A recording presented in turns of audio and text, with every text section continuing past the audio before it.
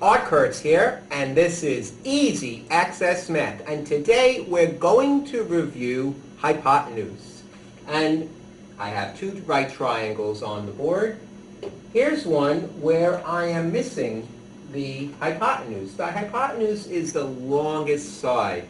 It will be the side that's opposite the box, the right angle. That's how you'll know it's the hypotenuse. And often it's the slanty side, the sloping side. So when I'm missing the hypotenuse and I have the two straight sides, the legs, I use this formula. A squared plus B squared equals C squared, where A and B are the two straight sides, and the missing side here is the C, the hypotenuse. So I will follow the formula and do 7 squared plus 4 squared equals what I don't know. And that gives me 49 plus 16. I'll add them up and that gives me 65. My final step, don't forget this, is to square root that answer. Always have to remember to square root the answer. 65 itself is not the answer. It's the square root of 65. Now, if you can break down that radical, do so.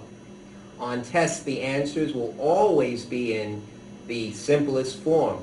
65 cannot be broken down, so you would just leave that as your answer.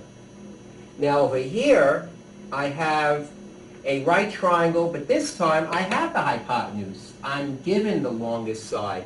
So there's no place to go but down. I subtract C squared minus the leg I have, the 5 squared, which is B squared, will give me the missing leg, the A squared. And I know it's a leg because it's connected. The hypotenuse is opposite the box. Connected to the box are the two straight sides, the legs. So I will do 7 squared, my C squared minus 5 squared, and that will give me A squared.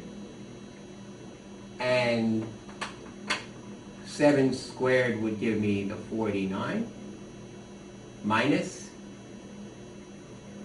25, and that, when I subtract, gives me 24. But remember, 24 is not your answer. You have to square root the 24, and 24 in a radical can be simplified. It has a perfect square in it. So you may want to review simplifying radicals.